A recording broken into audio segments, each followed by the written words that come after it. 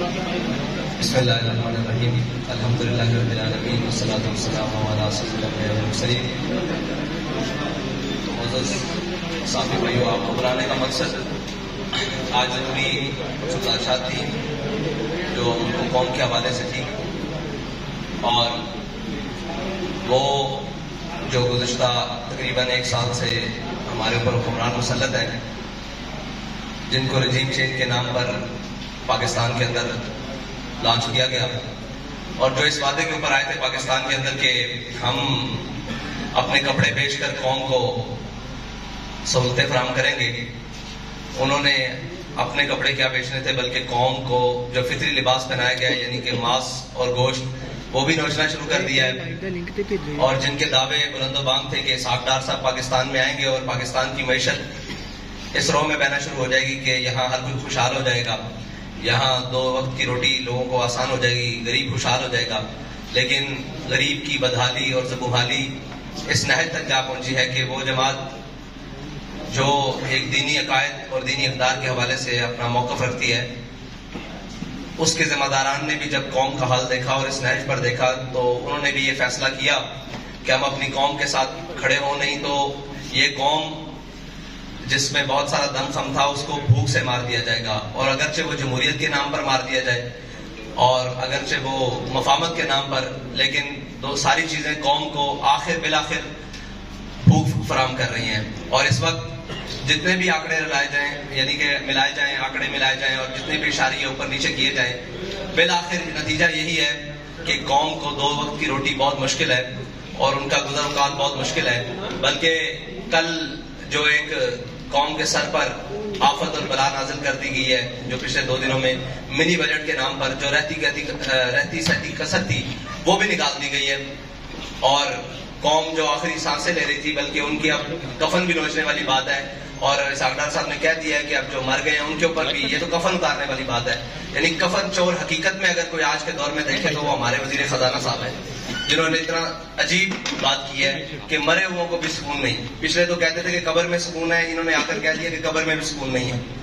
اور یہ ان کی معاشی پالیسی ہے کہ انہوں نے بجائے اپنے شاہی پروٹوکول اور اخراجات کم کرنے کے، بجائے کہ سرکاری اہلکاروں کی جناب مراد کم کرنے کے، بجائے کہ اشرافیہ کے اوپر کوئی جناب بوجھ ڈالنے کے، انہوں نے آسان سا کام ڈھونڈا ہے کہ وہ بجلی، تیل اور گیس کی قیمتیں بڑھا کر قوم کا وہ بھی نچوڑ لیں جو باقی قطرے خون کے جسم میں باقی ہے.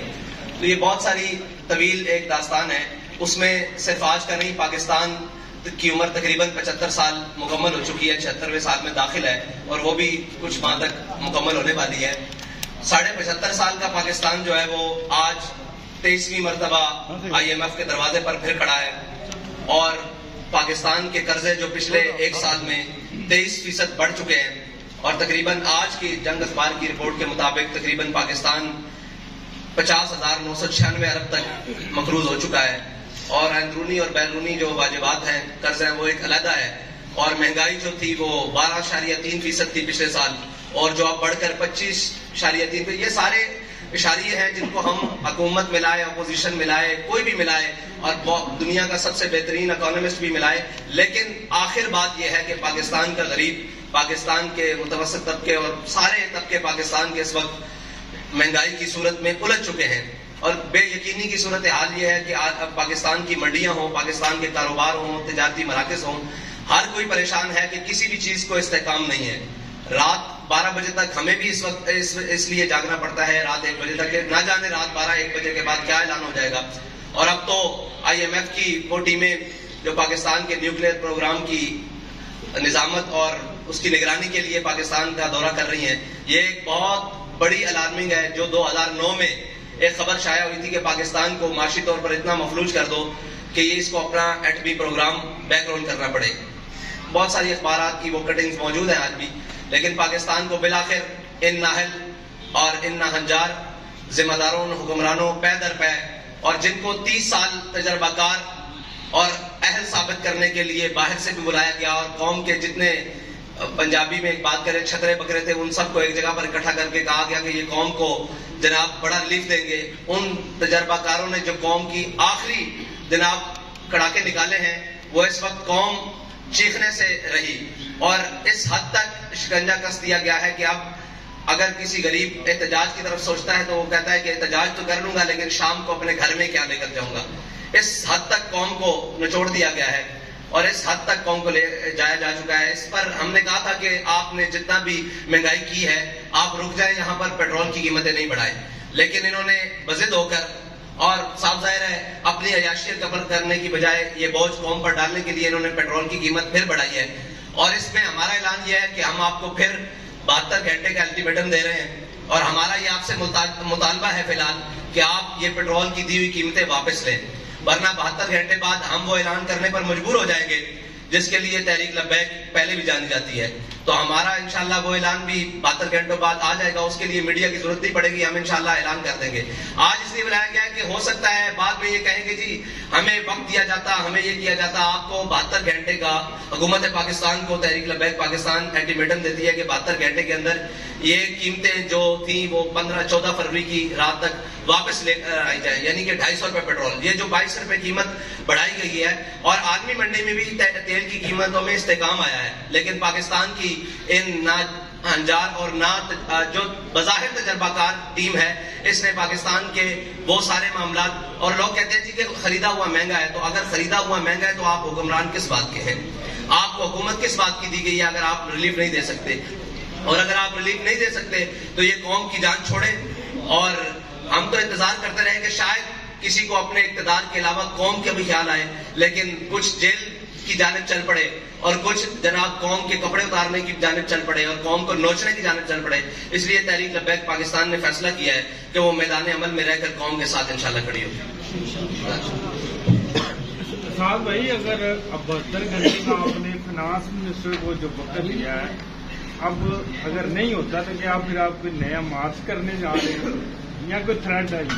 جی نہیں، یہ تھریٹ نہیں ہے. ہم نے الٹیمیٹم دیا ہے، اس کے بعد تحریک لبیک اپنا احتجاج بھی ریکارڈ کروائے گی اور اپنا جو بھی اس کا اگلا لائے عمل ہے وہ 72 گھنٹے بعد اعلان کر دیا جائے گا. اس میں یہ ہے کہ ہم اپنے کارکنان سے کہتے ہیں کہ آپ قوم کے پاس جائیں اور ان کو بتائیں کہ یہ آپ کے مفاد کے لیے تحریک لبیک پاکستان نے اتنا بڑا قدم لیا ہے اور آپ ساتھ کھڑے ہوں. اور ہر شخص کے پاس، تاجر، کسان اور ہر تنظیموں کے پاس جائیں اور ان جا کر بتائیں کہ جو بھی تحریک لبیک کی کال ہو آپ اس کے اوپر لبیک ہے. سبحان اللہ. السلام علیکم. سر سے یہ بتائیں کہ کتنی کی لائن آپ نے ہمیں بتا دیا کہ آپ کیا کرنے جا رہے ہیں. کیا اس طرح کے موٹر ویز یا قومی شاہراہیں بند کریں گے یا کوئی اور اس طرح کا لائن بنا ہے؟ نہیں، ہم ہر وہ کام کریں گے جس سے قوم کو فائدہ حاصل ہو. سر ہم آپ کے پاس خبر لینے آئے ہیں، تھوڑا سا اشارہ تو بتائیں نا. جی آپ کو خبر دے کر جا رہے ہیں کہ 72 گھنٹے بعد آپ کو بہت بڑی خبر ملے گی. اور کوئی سوال؟ سعد بھائی، کیا آپ سمجھتے ہیں کہ موجودہ ملکی حالات میں جو اکانومی کی سچویشن ہے، ان حالات میں پیٹرول مہنگا نہیں کرنا چاہیے گورنمنٹ کو؟ آپ کو لگتا ہے اس کے علاوہ گورنمنٹ کے پاس کوئی آپشن نہیں تھی، کوئی ایم ایل سے ڈیل بھی نہیں ہو سکتی تھی؟ میں نے آپ کو قوم کے پاس، حکومت کے پاس کافی سارے آپشن موجود تھے. صرف پیٹرول، بجلی اور نام کے گیس مہنگا کرنا یہ آپشن نہیں تھا. آپشن موجود ہے کہ کم از کم پاکستانی جو حکومت ہے اس کے پاس 1.25 لاکھ کے قریب گاڑیاں ہیں جو استعمال ہوتی ہیں اور ہر گاڑی کا جو ڈیلی کا پیٹرول ہے وہ 50 لیٹر سے اوپر استعمال کنزمپشن ہے. تو یہ اگر اپنی شاید خرچیاں کم کر دیں اور مریم نواز صاحبہ کو اگر ڈپٹی وزیر اعظم کا پروٹوکول ختم کر کے 1-2 گاڑیوں پر گزارا کرنے پر کر دیا جائے تو قوم کی بہت ساری بچت ہو سکتی ہے. تو صاحب بھائی ایک میرا سوال ہے کہ 10 مہینے ہو گئے اس گورنمنٹ کو اور جس طرح پیٹرول انہوں نے آپ کے ساتھ بھی بڑھایا تھا اس وقت آپ نے پروٹیسٹ نہیں کیا، کوئی اعلان نہیں کیا. نمبر 1. نمبر 2، اب یہ جو آپ 72 گھنٹے کا ٹائم دے رہے ہیں اس کے بعد کیا پورے پاکستان کے روڈ بلاک کر دیے جائیں گے اگر آپ کی بات نہیں مانی جاتی؟ جو بھی ہوگا انشاءاللہ وہ آپ کے سامنے ہوگا اور قوم کے مفاد میں ہوگا، قوم کی مشکلات کے لیے نہیں ہوگا. اور جو پہلے اعلان نہیں کیا تو یہی بات ہے کہ اگر ہم پہلے اعلان کرتے تو آپ کہتے کہ جی گورنمنٹ کو دیکھنے نہیں دیا گیا، ان کو چلنے نہیں دیا گیا، ان کو ہم نے پورا موقع دیا اور پوری قوم نے موقع دیا کہ شاید یہ کچھ کر سکیں، لیکن انہوں نے کچھ بھی نہیں کیا. اور شاید یہ اپنے کپڑے بیچ دیں، شاید یہ اپنے اثاثے بیچ کر پاکستان کے خزانے میں جمع کروائے آدھے، پورے تو نہیں آدھے، لیکن انہوں نے کچھ بھی نہیں کیا بلکہ مزید قوم کا نقصان کیا. تو اس لیے ہم اعلان کرنے پر مجبور ہو گئے. میں بتا چکا ہوں کہ ہم آخری حد تک دیکھتے گئے کہ پاکستانی کی حالت کیا ہے. جب ہم نے دیکھا کہ اس کے پلوں سے پانی گزر چکا ہے تو اب ہمارا میدان میں آنا پڑتا ہے.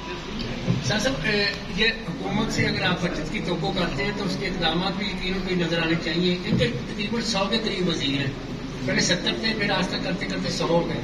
आप पहले इकदाम के तौर पे इनसे मुतालबा करते हैं तो 100 जो वजीर हैं, जो मुशीर हैं, उनको बरतरफ करके जो उनकी बचत है वो कौम के लिए की जाए। जी, आप 100 वजीर रखें, लेकिन जो उनके अखराजात हैं वो जीरो कर दें। बराए करम 200 रख ले मुशीर, लेकिन जो उनके अखराजात कौम के उनके ऊपर खर्च हो रहे हैं वो कम कर दें और वो जीरो कर दें और वो कौम के में कर दें। तो हमें इससे गर्ज नहीं है, 500 मुशीर रख ले जिले शाह साहब। आखिरी को आप रहने दें, बाकी को भी मौका दें। जी, बाकी आपका कुछ सोशल मीडिया करना चाहिए।